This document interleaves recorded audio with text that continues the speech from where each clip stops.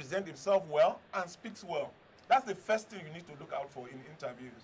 Should we really be looking at people who are teachable, so to speak? You know, because I think that if you're able to go through the tutelage of the basic school, primary or elementary, whatever you call it, college, high school, you know, university, you come out. If we do it the way it should be, we should be able to learn certain things. You're an educationist, I know. Well, Liz, I feel for a young graduate, the basic things should be there before going for an interview. For instance, I had an encounter last week. A young lady came in for an interview, and immediately I cited him. She was roughly dressed. And I asked him, are you here for an interview? She said, yes, she was just called yesterday. And I walked her out of my office. I walked her out. So like he said, you must be able to have those basic knowledge of what will earn you a job, not just the certificate. And like he said, these days, nobody is after certificate. In my office, where I own a school, and I don't work on certificates like that. For instance, I have a physics teacher who came in, and apart from his certificate in physics, he was skilled in music, and that was the basis of employing him. And okay, right for now, music, not even for physics. No, he read physics, but he's into music. And I had to employ him based on that music. And within a month, he changed the whole system in the school. And right now, I have him as the musician in the school. And because he's around, I'm also planning for a concert in December. Wow. So you see that it's not all about certificate. Yeah, and for me, I read laboratory technology. I don't really see myself in that line, because in those days, we didn't have so many counselors in school. So I just entered into that course because my friends were into it. But I love music, I love dancing, I love creativity. And that's what I brought into my school that is really helping me. All my students, before you pass out from my school, you must have a skill. And most of the students that are already in the university, they are excelling in their own different areas. I was thinking that you would tell me all your students before they leave, they must learn how to dance shaku shaku. No. Talking about our education system, we have a major problem, fundamentally wrong.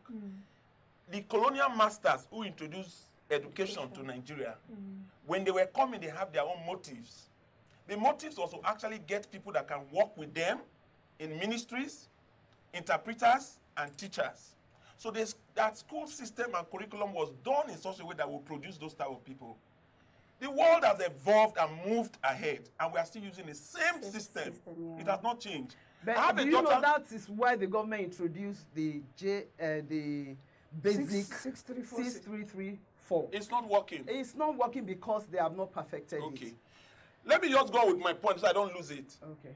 If you have a school system that produces people that cannot fit into society, that cannot fit the needs in society, then you are educating people that will come out of university not having jobs to do. 90% of the people that are graduates in this country today cannot fit into society. The internet is a business world today. It's a language of the business world today. People have not started looking at that opportunity. If you don't have internet in any business, you can't succeed. Now, if you go to China, for instance, everybody is being exposed to using the internet and using computer awareness and all that. We're not doing it in an educational system. We also have the problem of the teachers, the educators that we have in our system. If you say education is very good and you want to encourage people to read, when you look at the major people that are supposed to be very successful in that system, they don't have anything to show. We have professors who don't do research to come up with things that are new and are happening in society that can be used to improve the education system. So let's go back and use the same old lesson notes.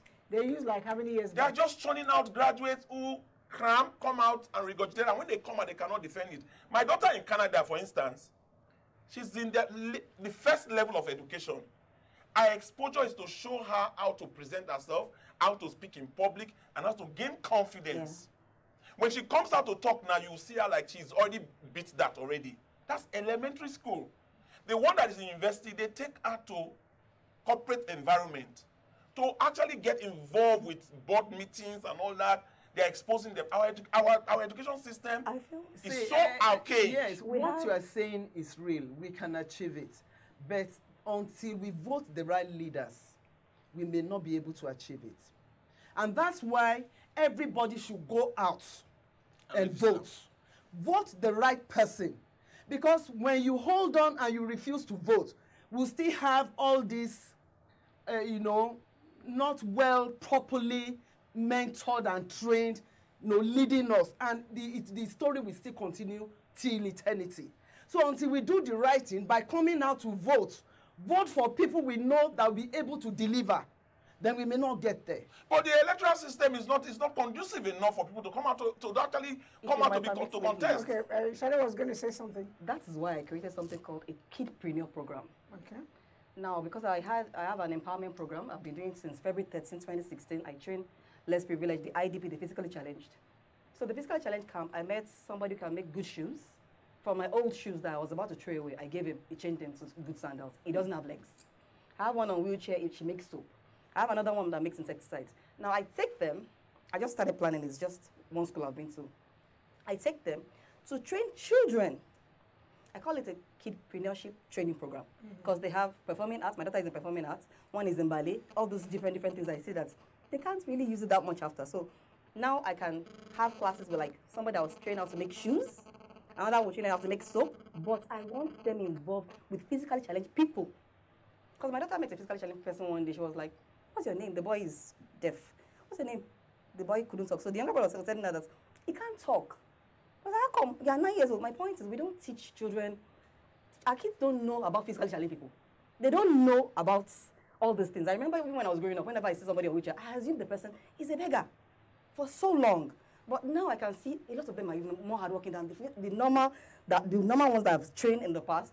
Most of them, they maintain their business.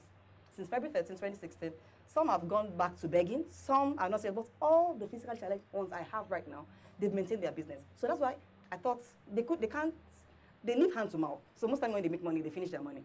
So I've been trying to involve some of my friends to come and invest in them, like the soap makers now. Okay, you also get this physically challenged to actually go to school. Yes. To provide skills. Yes. That way I pay them. Okay. So I want to take them now to primary schools on Fridays. This way, kids are exposed to vocational jobs. They are exposed to skills. Like I am a caterer. I studied chemistry in University of Ibadan. I didn't work with chemistry. I'm working with my kitchen service now. And I was like, everybody studied one thing. Yeah, it's just chemistry. I read business admin. Okay. But the truth about it is I'm a caterer today. There's a lot of influence in education that is wrong. For instance, there are a lot of parents who see the quality of their children. The children's desire is not what they read.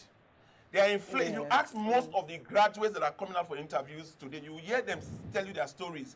I enjoy doing this, but my father says I should read this. Yes. Some of them is peer pressure because people are doing this, they want to do it. So you have half of the graduates that you have read what they are not interested in. Then they get into the university, they get trained in a particular way that does not fit into what they can actually express themselves with. So we lost a lot of creativity in the style of education and the type of mentoring that we have with our parents. That's why I'm introducing and that's early. Why we always... Yes. That's why I'm introducing it early, and I pray I take it to more schools. Hopefully, maybe I can take it to our schools as well. Well, we have it in my school already, and most private schools are already into it. But not with physically challenged. I like the fact that I'm bringing physically challenged. That way Even they in appreciate private them school, more. we have physically challenged because children. Yes, we mix them up together now. No, not the children now. The physically challenged people. IDPs. The IDPs. Yes. Bringing them to train. That way we are giving them jobs. We don't need to be feeding them, waiting. We don't need to be sending money to them like they are beggars. They are human beings. It's time for us to empower them. By time, if I'm able to take them to school regularly, we're able to pay them. Stable government. Government is supposed to have a package for that. Physically yes, challenged obviously. people. Yes. Anyway, Nigeria needs to look at our graduates again, the school system. 70% of the graduates are not employable, and they cannot transit into owning their own personal business. Well, I want you to know that for the youth we have now, many of them are not even relying on government again. They are all going into their personal businesses. Let me make 90% of the youth. Yes. But the challenge they are having now is funds. There's no problem about that. There is problem because they can't access funds. That's what I do. You don't need 1 naira to do most of the businesses that we have in Nigeria. You need at least to have something. I can show you. That is what I do. Even if you stand, don't worry. We know after this. What I do. Listen to me. No. You have to listen to me. No. Yes, give a woman a voice for God's sake. Go ahead. Yes. We just have to change this attitude. Is it about a man? You understand? I know you're going to oppress me. I'm not oppressing you. What I'm saying is that majority of these people need just a little amount of money to start no matter what, you need 10,000. I have a foundation for women, and I discovered that most of these women, they just need 2,000, 3,000 to start little businesses, and we have been doing it, and it has helped them. So most of these youth were saying they will need like 10,000 if somebody wants to start a fashion business now. He needs money to buy a sewing machine.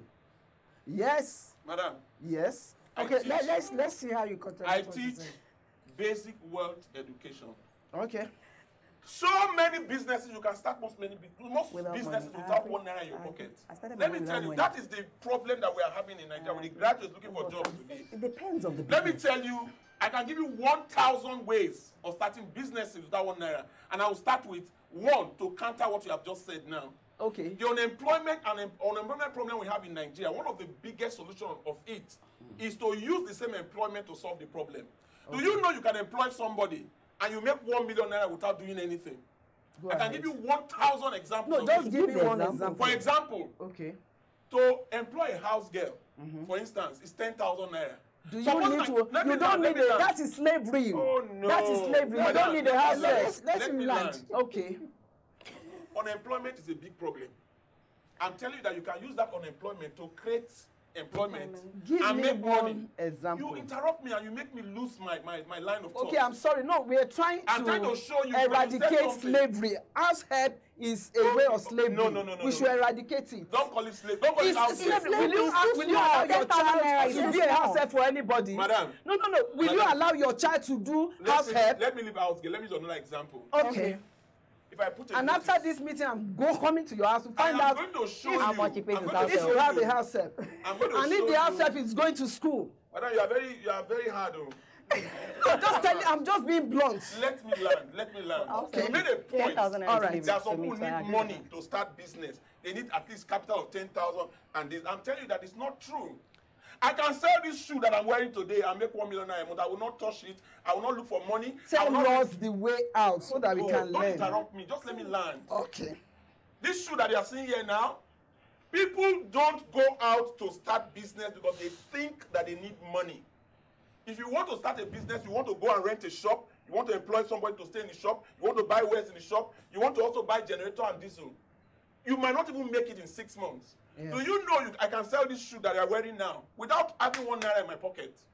If I go to the person that imports this shoe into Abuja from Italy, and I take pictures of 5 strategic shoes that I know that people will like, and I ask you the price, and I get the real discount that I can get, and I pick the picture and I put it on Instagram, Facebook, and the like, the social media, and put my price and put my phone number, how many people will call me to ask me for those shoes? That's a good How many people will go to that shop that you rented to buy those shoes? Can I tell you something? Every profession that you see today in Nigeria, you can employ a doctor and make money. Yeah. You can employ a lawyer and make money. Yeah. You can a masseuse. How can you employ a lawyer to make money? A lawyer put a notice out there. I employ a lawyer. I say I want to pay the lawyer 100,000 naira a month. Get the lawyer and lock him up in an office and tell him what you'll be doing in this office is right agreement. Turn around and go to the social media and put there that you are looking for people who want to do agreements.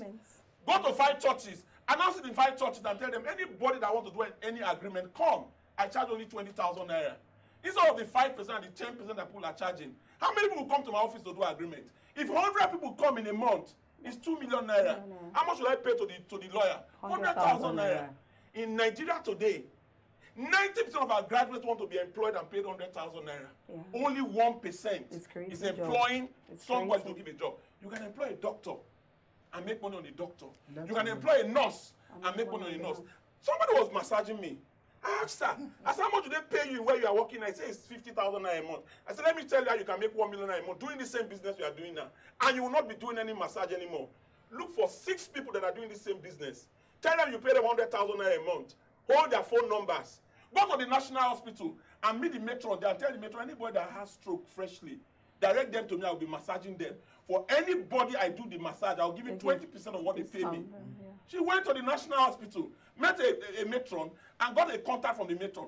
For everybody that has stroke, they give her 100,000 to be taking care of their massage. He gets 5 people to massage.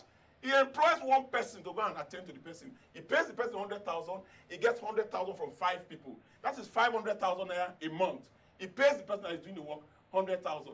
She has resigned from that place. She makes 1 million naira a month, over 1 million naira a month doing that same business.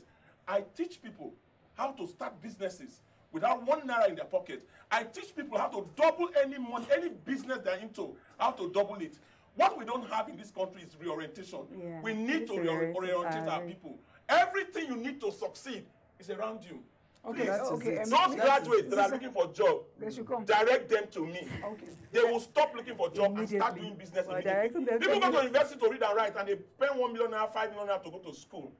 They should come to my class and my wealth clinic. They will not pay more than 20,000 naira. The next day they will start doing business. Okay, Shade, how did you start yours? I know you started. Yeah, I was an hostess for 6 years. But because I love, yes, with one of Nigerian airlines. Because I love cooking a lot. I used to just cook for my boss and give, but I've always loved business. Even in my 100 level days, I grew up in Ibadan. So I used to go to visit a lot of my friends who sell laces. So I was exposed to business early. So I used to buy Ankara of 600 naira, cut it into 2. You know, when we get back from school, you're in hostel, you like to wear these free outfits. So I used to sew it in the market. So I sold it at 150 naira per one. So that's already 450 naira for one. So I sell at 1,300 naira. So at 100 level, I used to make extra money. And my father was actually working, he was the controller of Nigerian immigration in Ibadan at that time. So I just used to enjoy making extra money for myself to buy other things. So from there, I joined my airline, was an air hostess for 6 years. While flying, I started cooking for my boss. So my friend has told me, Ashadi, I love your food though. She just came to me one day, I can never forget, Evelyn, gave me 6,000 naira. Please cook for me. I was like, oh, it's actually business. I didn't think about it. That's how I started my catering business. All of a sudden, it started growing. I will have some jobs sometimes in Abuja and in Lagos. And like he said, truthfully, you don't need to be there. When I just gave birth to my daughter, I remember I was flying. I just gave birth to my daughter. We were doing a recurrency training. And I had a job in Lagos, I had a job in Akure, and I had a job in Abuja. And I was sitting down in my class for my training. And they were texting me, where are you? Where's the food? I've now called my cousin, Christy, where are you now? Where are you guys? I was still in traffic. So I had staffs everywhere. Yes, I had staffs everywhere. And I just had my baby.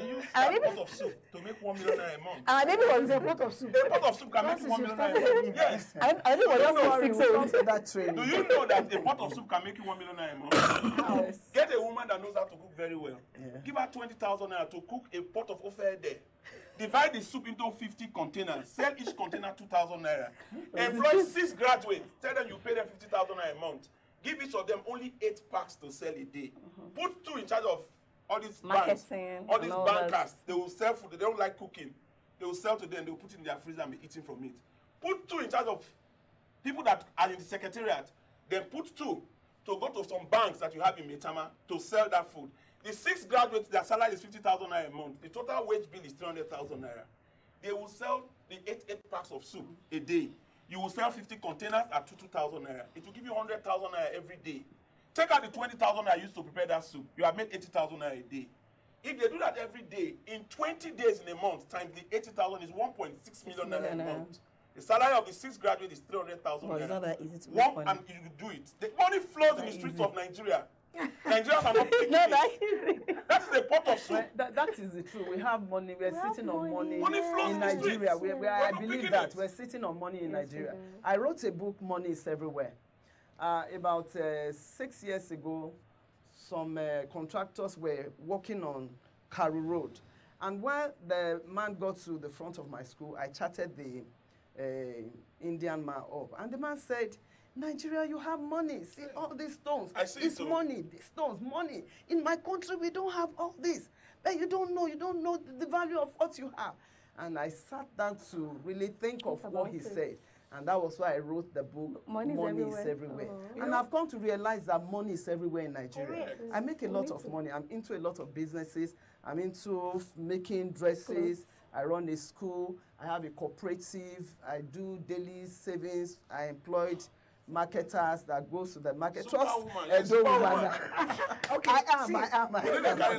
At all.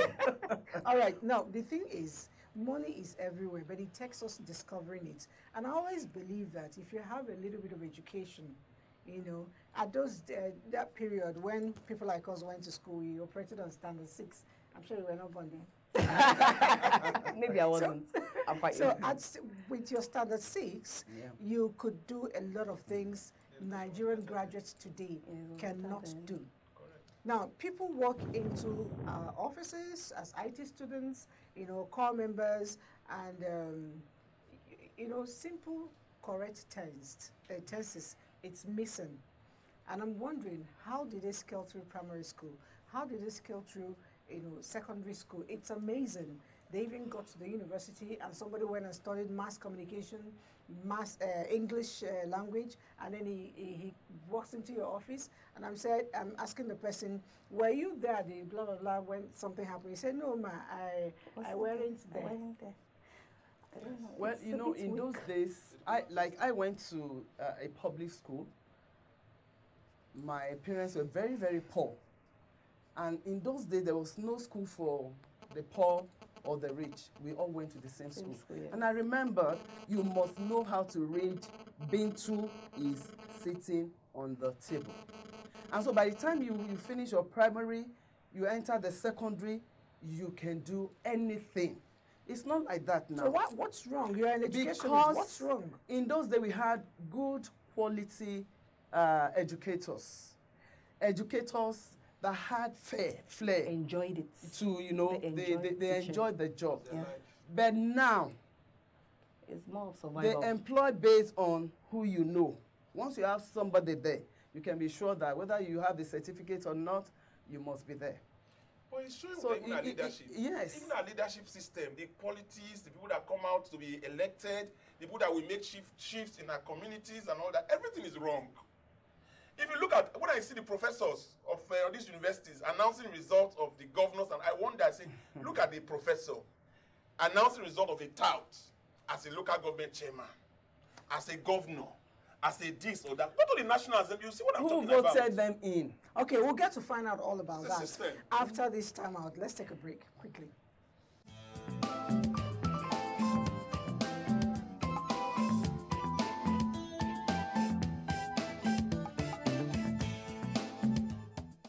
Don't think in gender boxes at all. I just get on with it. A man that would dare to ask the wife, who do you think you are? That is a real man. In fact, our husbands are our firstborns. The husband needs more attention than even the children. It's not only about work, it's not only about family. They need to take the time to look after themselves, and we don't. We don't do that. They took my money. I paid every fees. I never asked to be hoisted as a governor. I wanted to be allowed to go out there and contest for the position of governorship candidate first. There's nothing greater than looking back and seeing that while you were aspiring, you were able to inspire others. Empower to women. Yes, we need to have more women, more multitaskers around Nigeria to get Nigeria working. Definitely.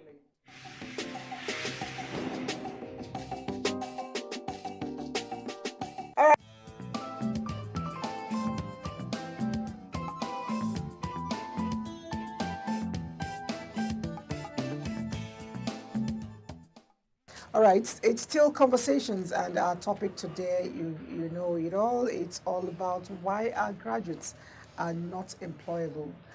Why is there still space of unemployment, you know, all over the country? Meanwhile, some people actually tell us there are jobs. I was talking to somebody who says in Nigeria we have a lot of jobs. It's just that we don't have people qualified to fit into the positions. What's your take on that? Shali, you don't seem to agree with that. I don't agree at all. Why right now, for banks, for example, I remember as at 1997, when I was in secondary school, we have to queue to go to the bank. Sometimes when you need money on Saturday, you have to wait till Monday. Today, I can transfer money sitting down there easily, right? That means what? Bankers will be reduced very soon. So it's time for everybody, like you said, internet has taken over. So I feel people have to create jobs by themselves, whether it's fashion designing, whether it's soup making, everything is basically online. I created my magazine, for example. I had it in the airline. And most times, I believe, being in the airline in a day, minimum of 8,000 people will see it, because an aircraft has 140 seaters. So by putting it in the aircraft, most times, people believe a lot of people will see it. That's helped me to make more money from adverts.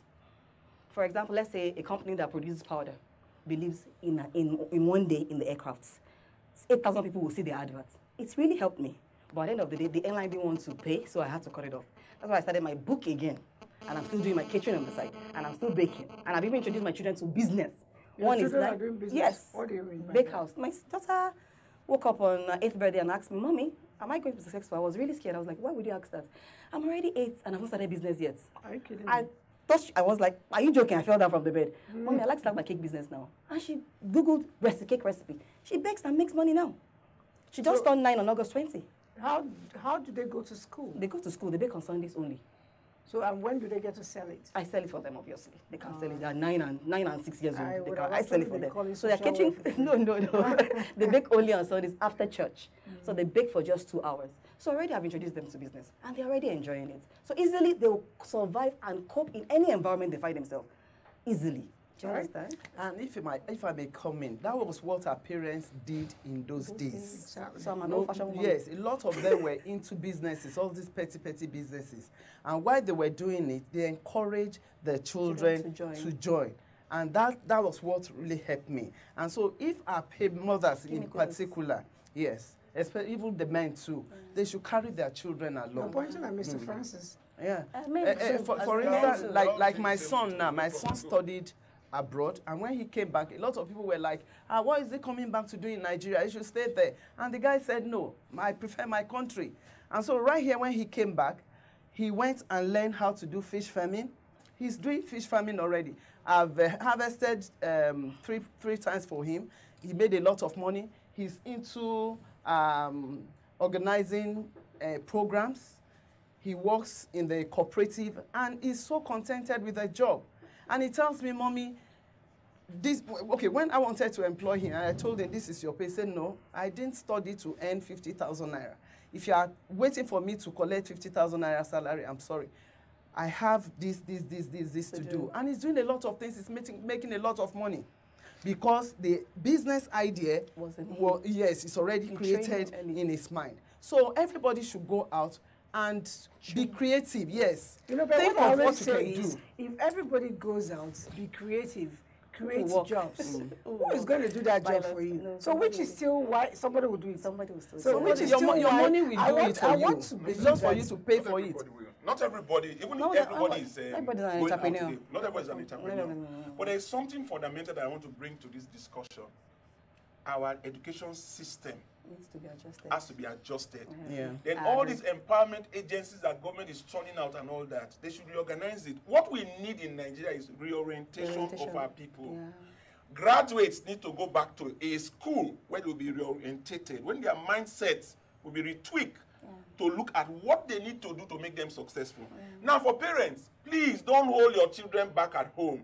In civilized environment, when you turn 18, you're already aspiring to leave and start living home to be on your own. Start sharing In our bills. system here, our parents keep them like this. They keep them in the house. At 40, they are still at home. If a young child knows that at 18, I will be hitting the street. My daughter is already doing vac jobs already in civilized environment. If we must change our system, we need to look at that disposition that parents do. Parents will let the children go. Yes. Then the second one I want to talk about is schools need to create reorientation for every graduate that is coming out. The NYC used to have that opportunity, but now the NYC, I don't know, just go there and waste time, waste the 1 year. We need to reorientate our people to reduce the number of people that are looking for jobs. The focus for every graduate is to look for a job that will pay him 100,000, 20,000 to 30,000 naira. When they can start any business that they want to start and make over 1 million naira a month. I have a school. It is difficult to gather them to actually come to the school, to be transformed in their mindset. Government, development agencies, NGOs, state governors, if you give me the opportunity, I will reduce unemployment in Nigeria by over 20 to 40%. The problem we have is even the monies that come from international environment that want to support causes like this, they are frustrated in Nigeria. Yeah. They can't work with government because of the bureaucracies, and if they open it to the private sector, you will see 70% of the people is 419. Nigerians are very creative. If you reorientate their minds, they do very well. We just evolve leaders and parents who just derailed. Parents change their ways of actually mentoring their children. How do you mean that? Because the type of leadership will now evolve. Got politicians who came up who don't do anything but make money. And children look at role models. Don't tell them what to do. They see. And what they are seeing in the majority is that people who are very rich in Nigeria don't do anything. They just go into politics and you see them start driving big cars. So their creativity is lost. Put a Nigerian in China where he does not understand the language, where the weather is not good, they survive. What we need in Nigeria is to reorientate our people. If you reorientate our people, go to university, spend 4 years, pay 1 million to 2 million, come to my world clinic. 1 day and 30 days of mentorship, you will start doing business the next day. And begin to get a lot of young people come, their parents are sending them to come and learn how they can start business and how they can double any type of business they are into. Money flows in the streets of Nigeria. Government should know this. It is not what we are doing. And the education system needs to be tweaked. If you don't tweak the education system, you have artisans employing graduates very soon to work for them. It's happening already. It's already happening. And our graduates are beginning to do the menial jobs all over. Yeah. I see a lot of graduates that are driving the streets now. They are driving Uber cars. Yes. That's what they are doing because they are not wired. They went to school, they read what they are not really interested in, and they came out of university more illiterate than they went to university. I think it's all about talking to their mind. It's all about the mindset. Yes. Until they talk to their mind, then things may not change. So government needs to support. Government needs to support that change. And the television station, please come up with more programs that will give orientation to our youth. The creativity that we have in Nigeria, you can't beat it. I feel government is trying. It's just that the people involved are not really putting the money in the right places. Government is trying, but the implementation is wrong. Can I tell you something? That's what I'm saying. Government is doing a lot with empowerment, but the implementation is not reaching out enough. Amnesty, for instance, is doing wonderfully well, but they are training more people that will become graduates who don't have jobs to do again. But that same money they are putting in that program can do orientation in every local government. And the orientation can actually go far-reaching. You'll be able to take over 1 million people out of the streets. Okay, what about a situation? I've had a lot of people complain. You go to look for employment, you know, fresh graduates. Okay. At the age of maybe 22, 23. You walk into an office, let's say Mr. Francis' office, and then he's asking me for 5 years experience, 8 years experience. Where does that happen? It is supposed to be like that. Okay, it's supposed to be like that. From? If you go to civilized environment, when you are in secondary school, you should be doing some VAC jobs that you put in your CV. Like my daughter now, if you look at that curriculum, and they don't wait to get employment. They do volunteering if they don't have jobs. They do volunteering. And then recommendation later. Yes. Okay. They get all they do volunteer jobs and they go do the jobs and get it in their CVs. And so by the time they are 23, because over there, the aspiration is to be a human being when they are 18. Our graduates here cannot start life. They can't rent a house. But on the other side, they can't rent a house. They can't marry because the salary they earn cannot make them be a man. But if you go abroad, 18-year-old child either contributes to the parents of the housekeeping and all that, or they are in their own already. But our own here, they are aspiring to be on their own when they are 40. Look around you today, you see a lot of young people, 40, 45, still living in their parents' homes. Yeah. But on the other side, just like parents were not providing. Just like you said, but on the other side, job experience is what you said. That means you need experience. On my own side, when I wanted to take my CV, after strike of 2 years, I was already 26 looking for a job, and they said I'm 24. What do you expect me to do? Okay, they said you must be 26. 23 to 24. And I was 26 because of 2 years strike of that time. I passed the age already. Most most people tweak their age. We all do it just to get the job. Wrong. A lot It's lack of integrity. That's why a lot of people join. I wrong. won't lie. They have to tweak their job to the get outside it. world, But it's I not did not do done that. because Anyway, I got another job at the end of the day because there was no way I could tweak it. That means I wasn't born when I was in primary school, so I couldn't adjust my CV. So I lost the job, but I had all the qualification. But I was 26 and the lady was 23 years old.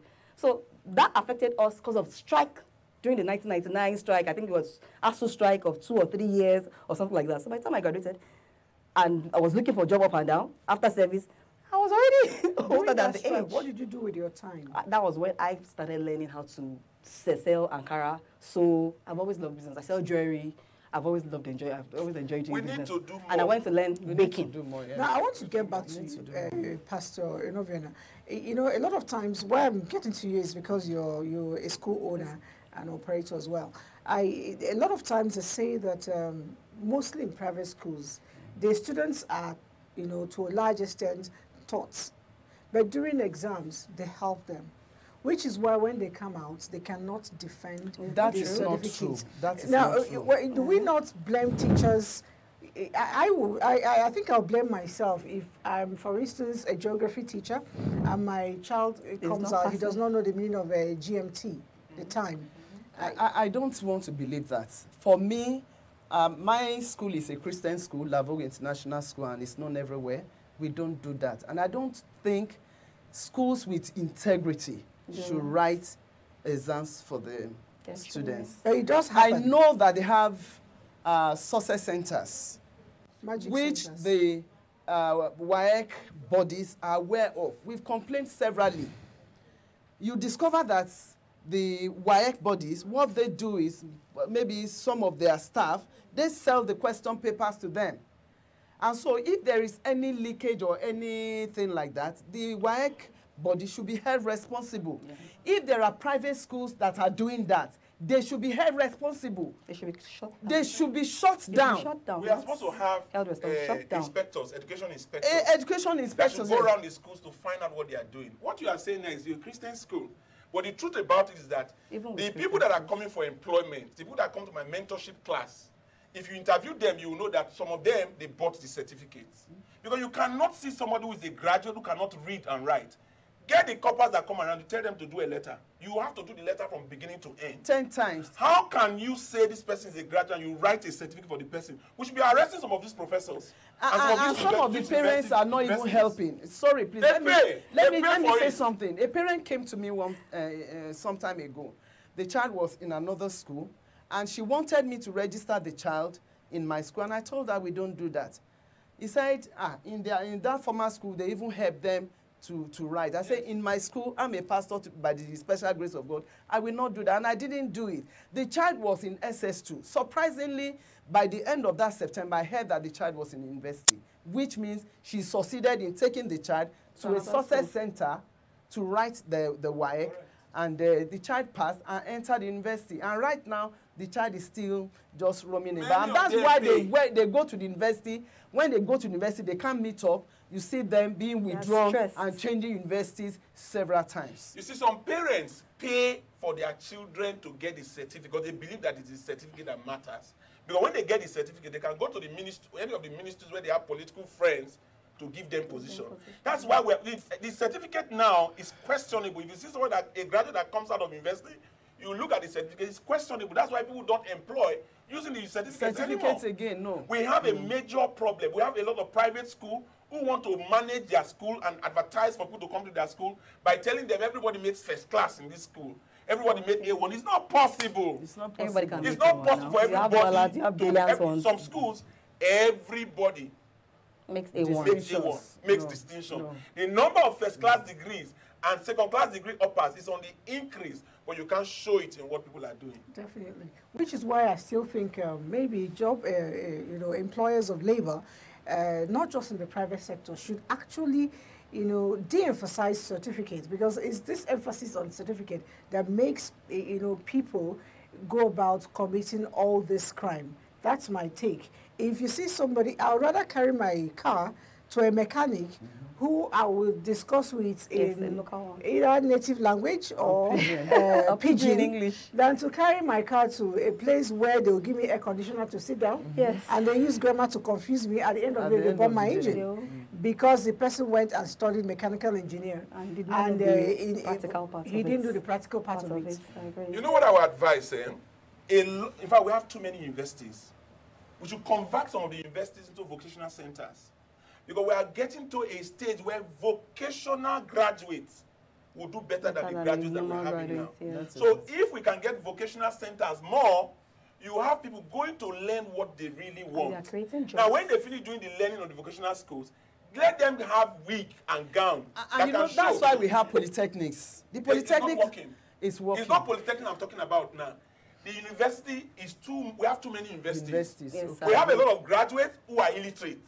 So instead of having too many illiterates, get vocational centers that people will learn trades and give them certificates. Let them wear the wedding gown and the this so they will know that they are coming out. It's not called wedding gown, Mr. Francis. So not wedding gown, sorry.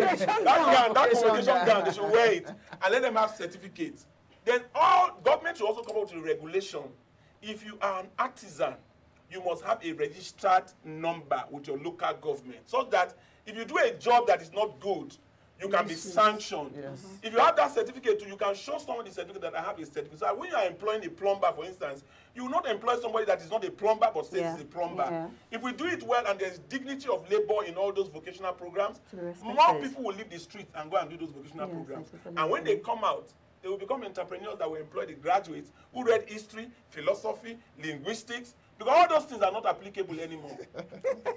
All right, thank you so much. My director is on my neck to round up this program. And I must say thank you so much, Sade Francis and Pastor Julian Obiona. Your voice has been, well heard. And I want to believe that from all we have said here, that we have been able to touch one or two persons, learn to de-emphasize certificate, because that's actually the root cause of our problem. Employ people with skills, be it in the government, be it in the private sector, whatever you find yourself. Very importantly, ensure that you take your business or your career, your profession to the next level by seeking to work with people who understand what you're doing, not those who have a little pepper to show for it. It's conversation where we trash it all the way we like it, and I know the way you appreciate it.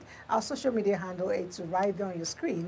You can always reach us to ask one or two questions or even make your contributions. It's always our pleasure to interact with you. I remain Elizabeth. Bye for now.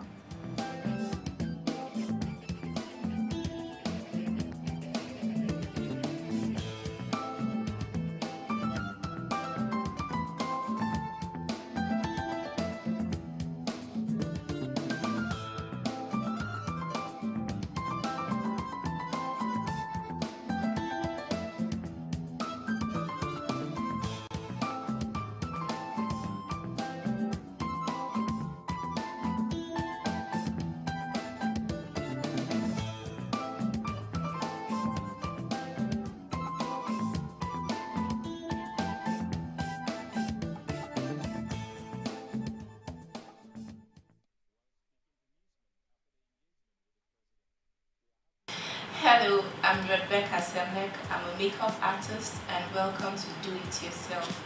Today I will show you how to get extremely creative with those eyes for a red carpet event. Here is my box, and I always have a small pot to put some little things that can't go into the box. This is my beep for my clients. When you slide the trays, I have various makeup items.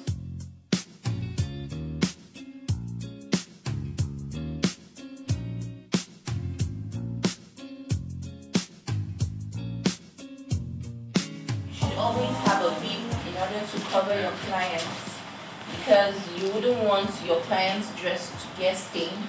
Then as a makeup artist, you should also have your own apron.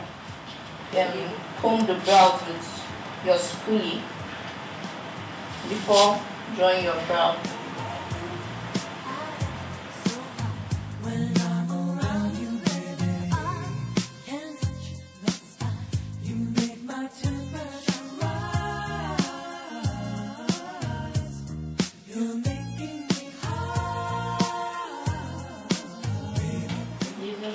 concealer to conceal the brows to make it neat.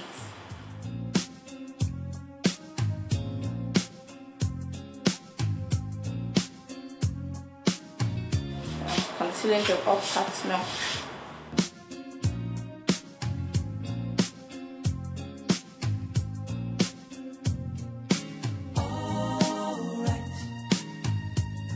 In order for your work to be neat, you have to blend the concealer being used for the brows, because I'll be working on her eyes, so I wouldn't want any obstruction of concealer.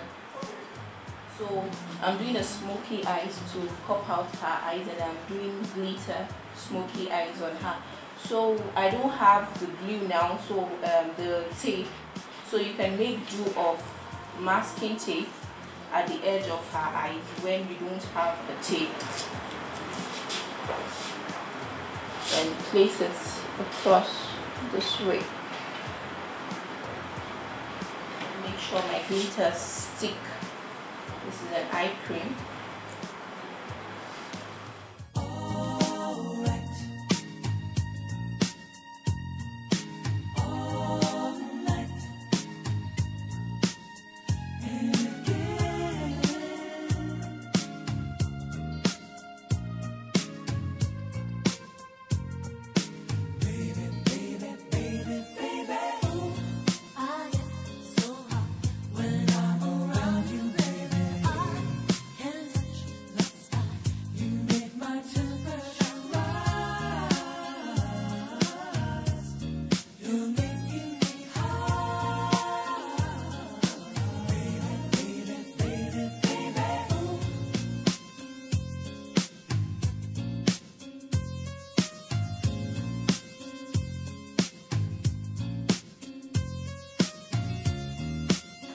To take off the glitters that are already on her lashes, so I use my mascara to take them off.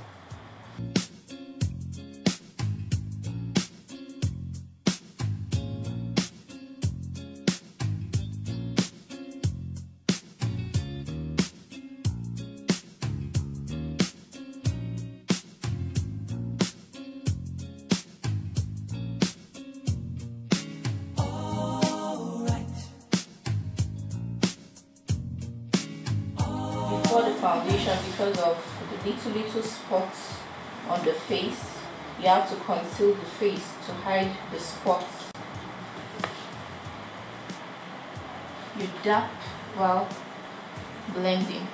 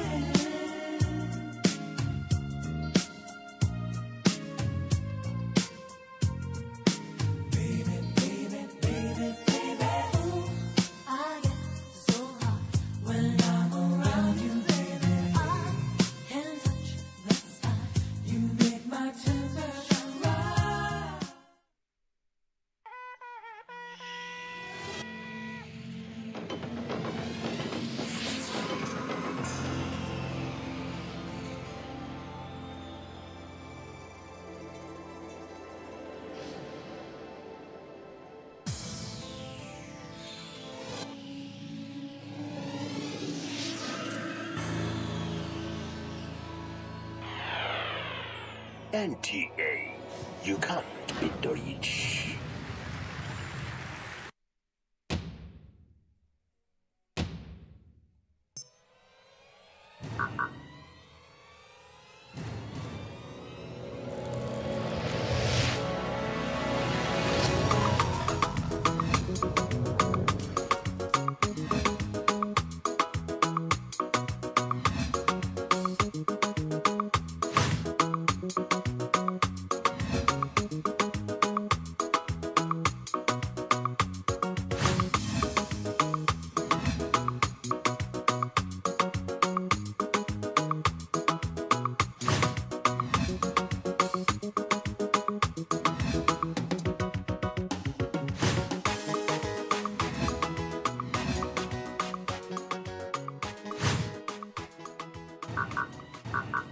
The extent of your vision is the boundary of your blessing.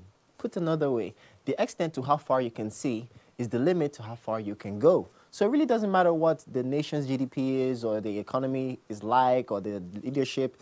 They matter to some extent. But the main issue or question is, what can you see? What do you desire? What's your passion? And here on Young Hearts, we always encourage entrepreneurship. We encourage you to go out and do it yourself. Rather than wait for someone to help you or do it for you, go out and do it yourself. So, on that note, we encourage you to do so on your favorite program, Young Hearts, showing on the NTA network service. And you know what we do? We celebrate the Nigerian youth and the young at heart. That's you, because you're worth celebrating.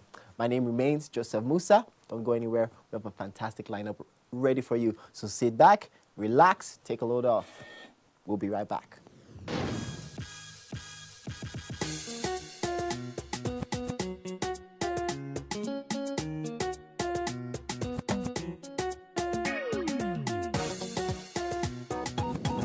And you're welcome back on the program. If you are just joining us, this is Young Hearts, showing on the NTA network. And right now, we're going into a musical, but something different now, something more jazzy. As you know, the jazz genre is not as popular as, you know, the Afropop and the more upbeat genres of our today's society, but it still moves the hearts of men and women around the world, definitely as well in this country. And that is what Mr. Well Sax, our guest, aims to show you today. And he tells you why he enjoys playing jazz music. Let's check him out.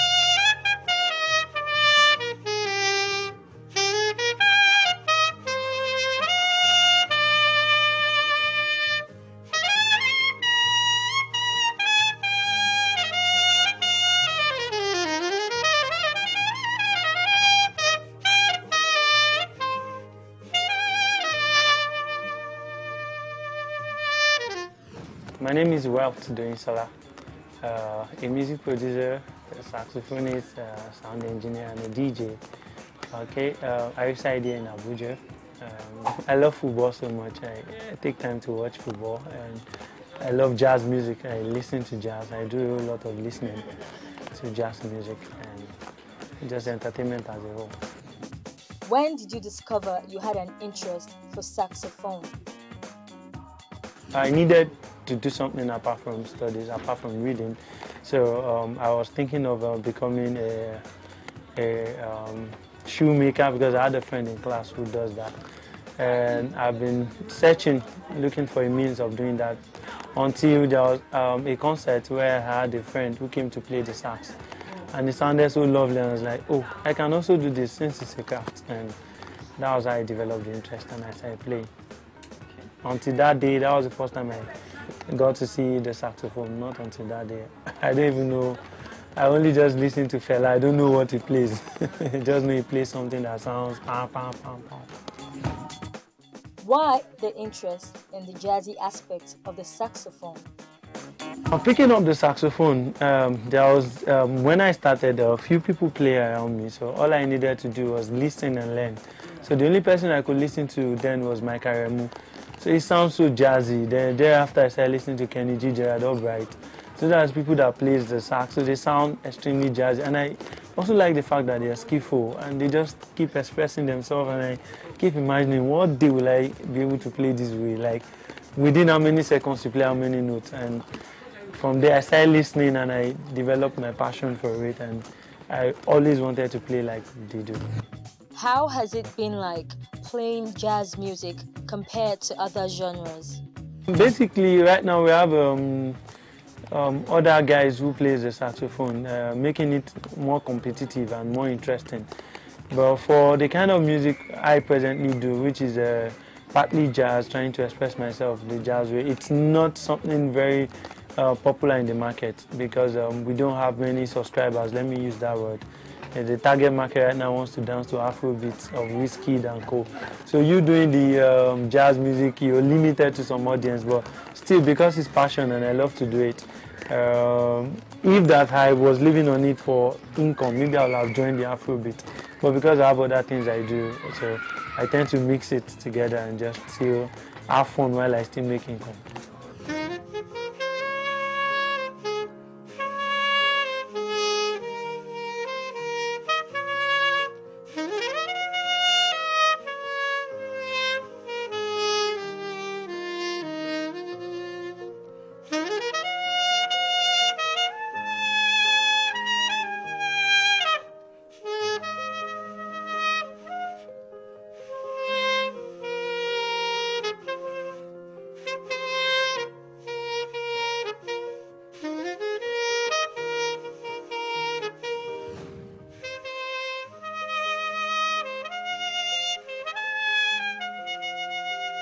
Okay, I would really love to meet with Kenny G.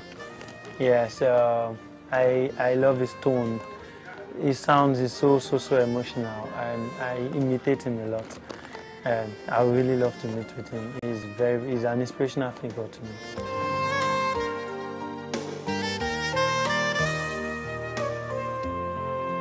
Okay, I've been playing the sax basically for 7 years, but it has been at intervals.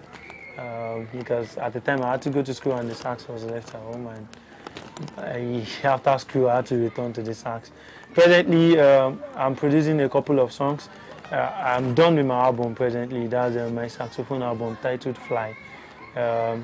This week, one of the songs will be out on the internet, and I hope to also have the video before the end of the year.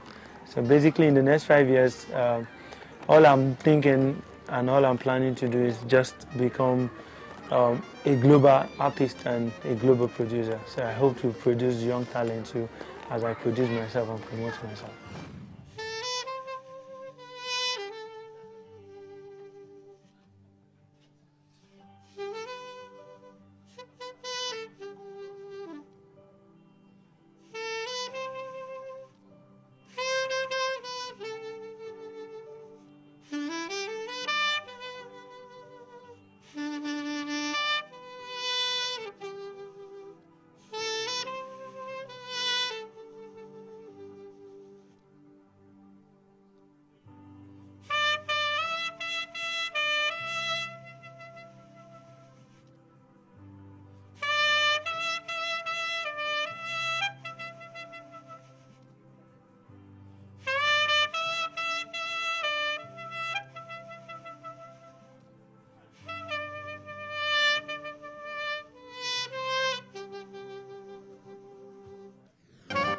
A final word to young people.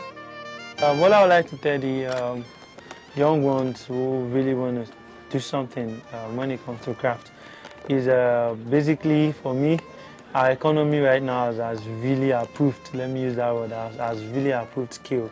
There is nothing right now you do that you solve problem or just attend to the need of people that you don't get rewarded for.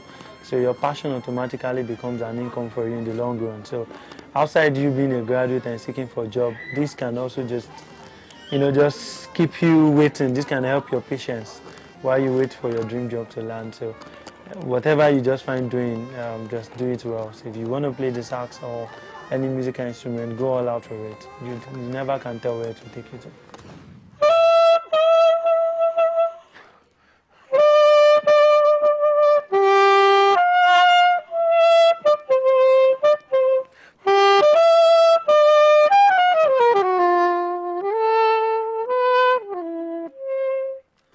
Yeah, my name is Salah.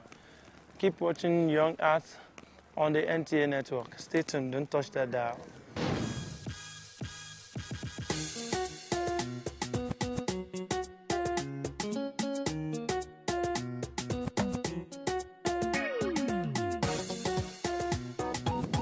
And you're welcome back. Hope you enjoy that musical gone by Mr. Well Sax? I know I did. Hope you did too.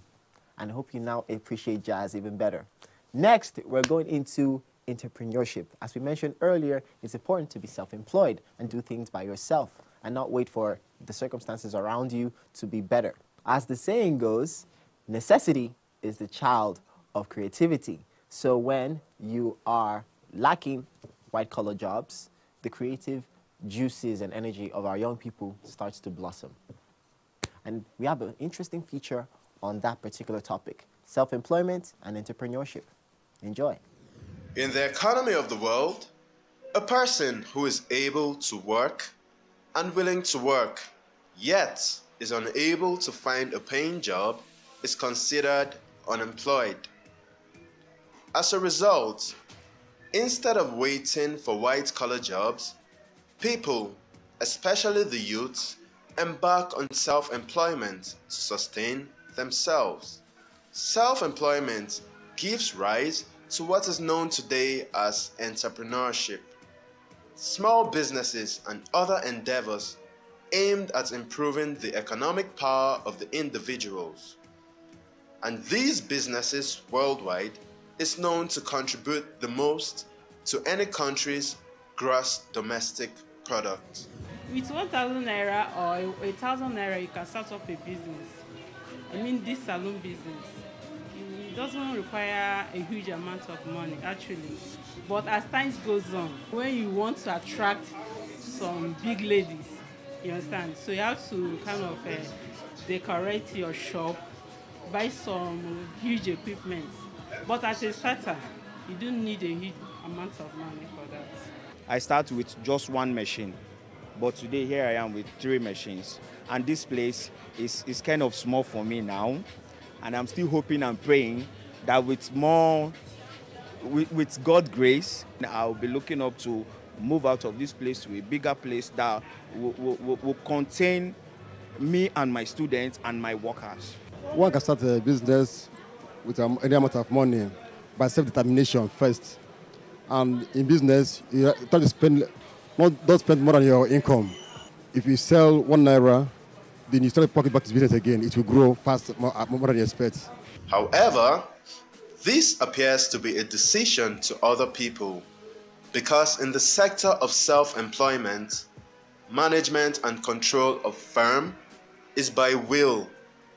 Punishment is not attracted to lawbreakers like in government-owned establishments, and there is no retirement from the service, as well as decision taking is by themselves. I didn't start with plenty of money.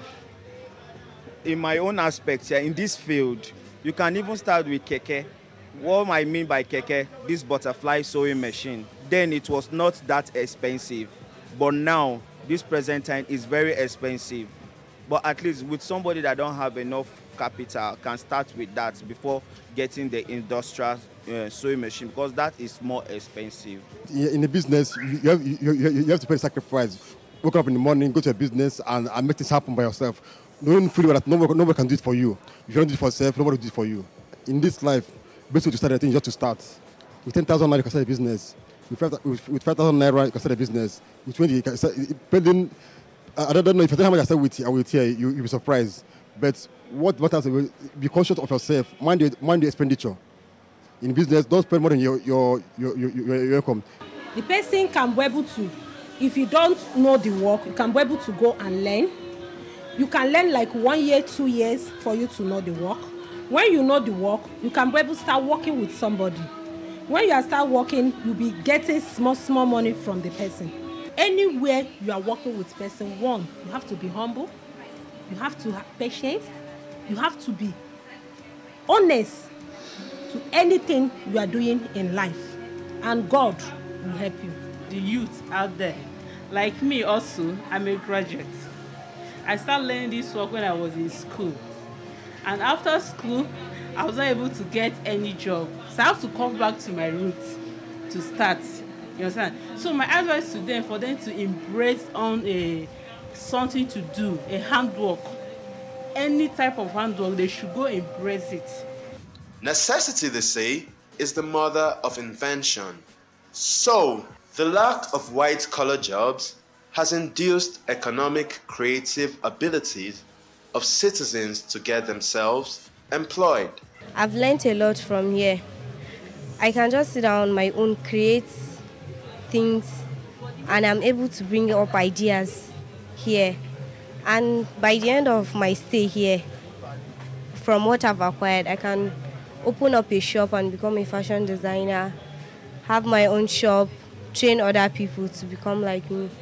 I'm still a student. I start the work from small, and then I need to perfect myself more better here, so that when I'm through with my school, and then I will open my shop, then I will have machine and workers like this. At the first, I just feel like coming here to just spend my time here because I was on holiday. But along the line, I find the handwork interesting. So at least I can do something for myself and even for my brothers. The advantages of self-employment are so glaring. Before the Industrial Revolution, man depended on the soil. With the present revolution on ICT and the fact that dependence on parents and relatives is almost made impossible, self-employment guarantees and enhances the image of a person and by extension that of the country, for there is dignity in labor.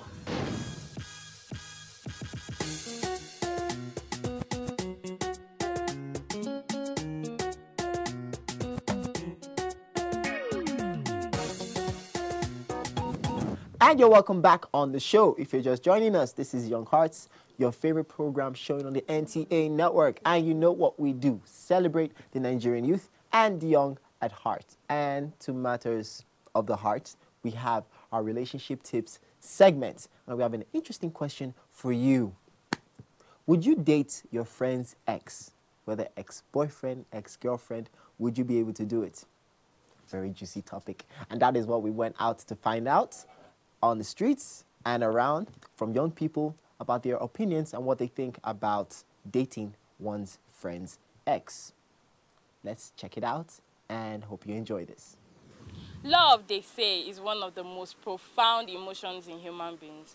We all want to feel loved and appreciated, but sometimes it gets tricky and complicated when we find ourselves falling in love. Now, what would you do if you find yourself falling in love with your ex's friend? This is the bone of our discussion on this segment today. I am Mayowa. Friendships have certain elements that mesh together to solidify a bond. Being honest, showing respect, and having trust in one another is the key to sustaining a long-lasting friendship. Dating a friend of your ex is simpler when your relationship with your ex was one of those casual, let's just hang out until we don't want to anymore. When it's a friend of a long-term ex, it can be trickier, especially if you all used to hang out on the regular. Many individuals see it as a taboo to start a relationship with an ex's friend, while some do not see it as anything. If you find yourself starting to fancy your mate's ex, you need to ask yourself whether it's simply lost cravings for human contact or something more.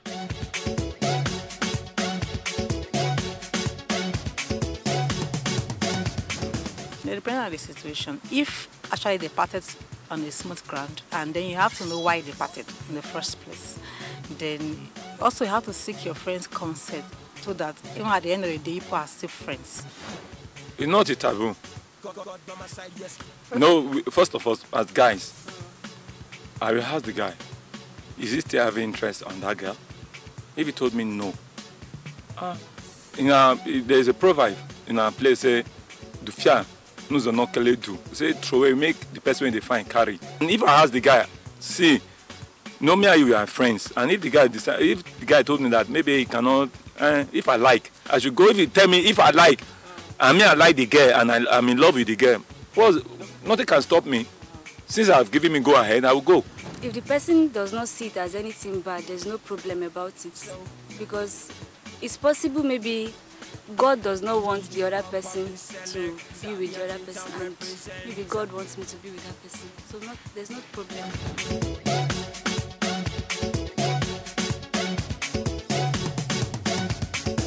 Then I have to change location so that the other person will not be seeing me, and I will not be seeing the guy too. Because me seeing the guy will make me to be having feelings for him. I really don't know. The heart wants to what. Whatever the heart wants, then you should go for it. That's it.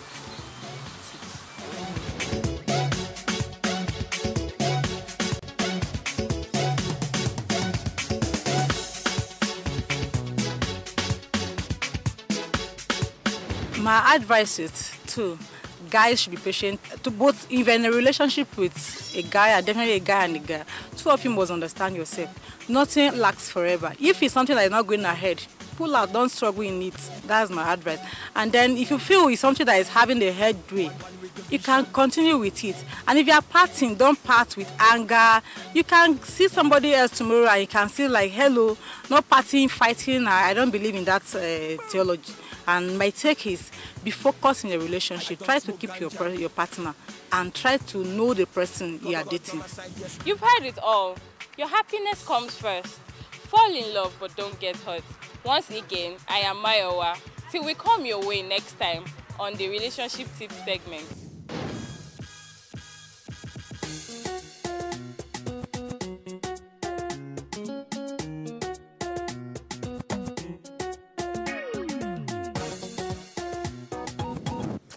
Wow, thank you, Mayowa, for such an expose.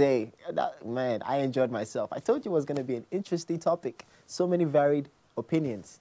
Now, my question to you is, what do you think? What was your opinion? I'm waiting for you. Okay, don't worry. I'll let you think about it and be the judge for yourself. But that's all we have for today. Wow, I know time goes by when you're having fun, but we'll be back with you next week with another fresh, fantastic, exciting episode of Young Hearts. So look forward to it. All right, before I go, if you're young, you're talented, and you want to be on the show, don't be shy. Come visit us at NTA Channel 5 next to Old Parade Ground, Area 10, Abuja. And also check us out on Facebook, Young Hearts on NTA. That's Young Hearts on NTA, one word. And any further contact information will be showing on your screen. Please get in contact with us. Reach out. We'd love to hear from you, especially me. All right, till next week. My name remains Joseph Musa, and I'll see you again, same time, maybe not the same place, but definitely the same station. Take care, and bye-bye. Okay, behind is okay, behind, bumpa, bumpa, behind, feeling like a rock star, behind, okay, is okay, feeling like okay, Bagasi is okay, get up with me and you're locking behind.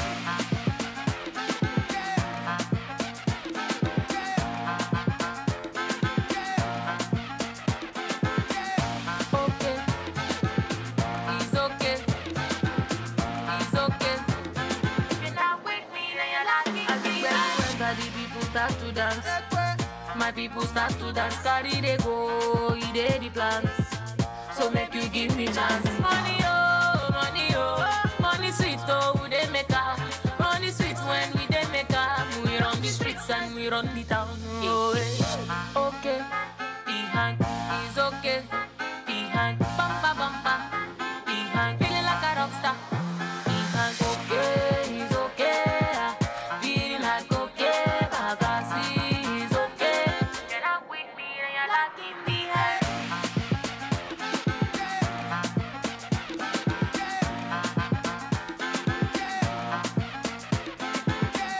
Okay, it's okay, it's okay.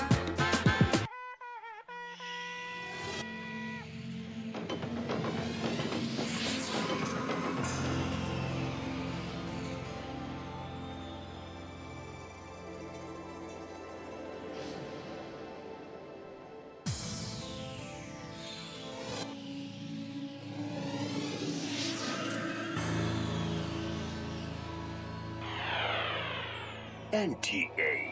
You can't be rich. The Federal Ministry of Science and Technology and the Federal Institute of Industrial Research, OSHUD, in collaboration with Lashan Links Communication Limited, invites top government functionaries, captain of industries, media practitioners, and entrepreneurs to the unveiling of housemates and state ambassadors of the African First Industrial TV reality show, Firo Out, on Sunday the 27th of October 2018 at Protea Hotel, Ikeja, 42/44 Isaac John Street, GRA, Ikeja. Time 2 p.m. For more information, please visit our website at www.firohouse.tv. Attendance is strictly by invitation. Are you an entrepreneur? You have an existing business or a great business idea? Then, Africa's Young Entrepreneurs Empowerment Nigeria is a program for you, where thousands of business owners and entrepreneurs will be empowered with business funding, mentorship, specialized skills training, and equipment. To register for the IEN program, visit www.ayeen.ng. Fill in your personal details and business details.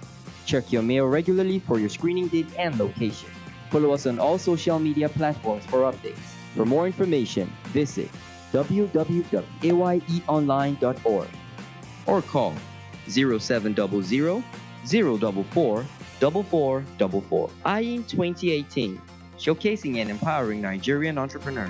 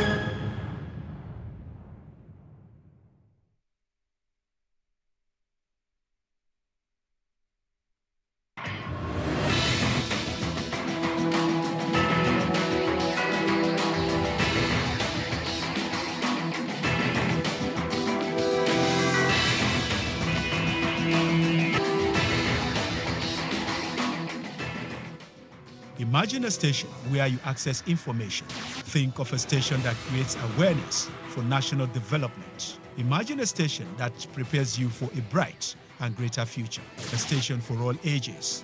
Documentaries, classroom and television, events coverage, children's programs and variety shows. Always stay tuned to NTA Knowledge on the StarTimes platform, channel 359. For partnership, sponsorship and advert placements, contact us on NTA Knowledge. NTA Knowledge, learning to broaden horizon. Yes. My name is Jane, and I am 18, and this is where I hang out with my friends. We are deeply concerned about the problems facing Nigeria, but when it comes to doing something about it, we would rather sit on the fence. Hold up. Dab.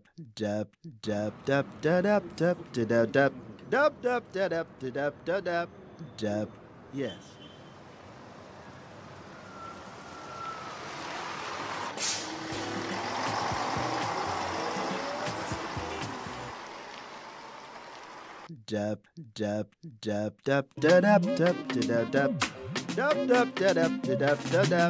Dab. Yes.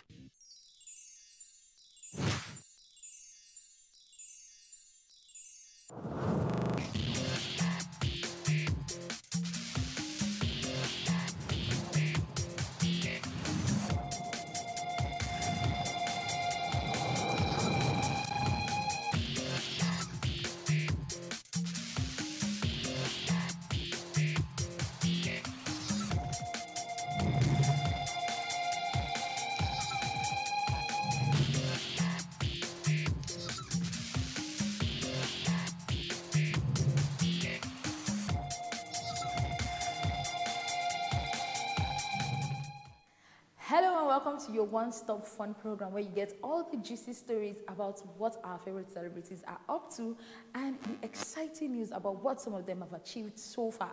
I am Cynthia Benyogo, and thank you for joining us today on Entertainment Gist. Today's episode, we're looking at Hollywood meeting Nollywood. And yes, this movement was led by the Vice President of the Federal Republic of Nigeria, Professor Yomi Osibanjo, alongside Mo Abudu, Bolanle Austin Peters, and Innocent Idibia, popularly known as Two-Face Idibia, who went to Hollywood to have an interactive investment gathering with some individuals in Hollywood. But of course, I want to believe it is something that will be positive for our country, Nigeria. I mean, entertainment always bring good things to this country, Nigeria. Next up, we're looking at the Forbes list, which is concerning the NBA and the projection of their salaries. And I'm pleased to announce here that a 19-year-old Nigerian has topped that list, with him earning over $41 million. Yes, you heard right, over $41 million. And he's just a rookie. Like, he just began this basketball business and is already earning that much. So kudos to him. Congratulations, and keep making Nigeria proud. Also still on the Forbes list, we're looking at Kim Kardashian and Kylie Jenner, who have also made the list. But Kylie made the list for being a self-made billionaire, and she's worth over $900 million just from her lipstick empire. Congratulations to Kylie, but still, most people have complaints, or some people have complaints, that she's technically not self-made, and she's from a very, very wealthy family. But Kim Kardashian has something different to say, saying that all of them are self-made. They were not handed out money just like that, you know. But we have to give Kylie credit. She took something that a lot of people were not really looking into and made a business out of it and made so much money. So she worked hard for it, so let us give her credit for her hard work.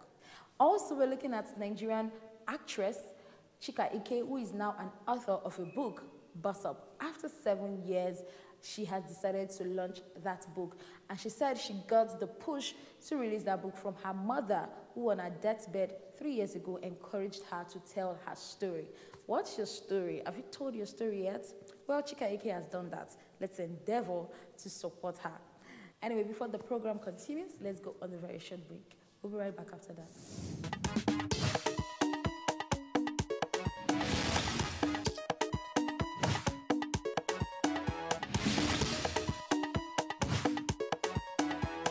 Welcome back.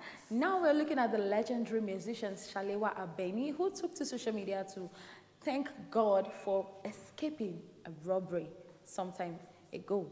And I'm super, super excited that she did not have to go through that trauma and, you know, all those negativity, negative vibes and all that. So we're very, very glad and happy that she escaped that.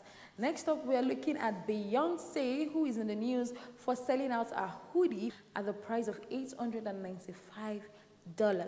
That is over 280,000 naira in Nigerian naira. Yes. And guess what? The hoodie was sold out. Like, sold out to the brim. And I'm like, it's just cropped up. Half, not crop gown, not hoodie gown, crop. Kudos to them. They have the money, they can spend the money. Also, we're looking at Tiwa Savage, who is set to have a Savage tour. And guess what? She'll be the second Nigerian artist to be selling out a particular 3,000 capacity space after Adekunle Gold. Yes, Adekunle Gold was the first to sell out the O2 Arena Indigo, London. And now Tiwa Savage will be taking her turn. It seems like 2018 is a year of sellout concerts, sellout shows and performances. I mean, it's Tiwa Savage. We cannot expect less from the pop diva.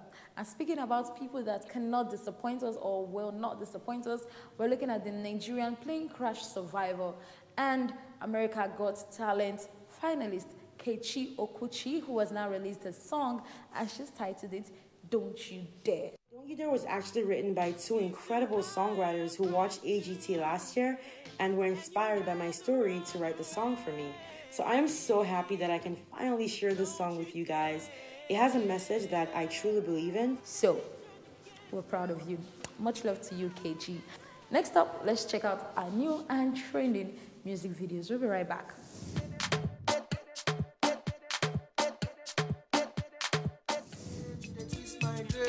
Can you sweep your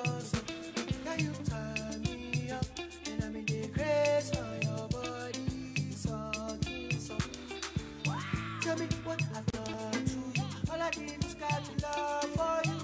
Tell me am I the one for you? Tell me am I the one for you? Tell me if I'm the one for you. Tell me am I the one for you? Because of you I sing this song for you.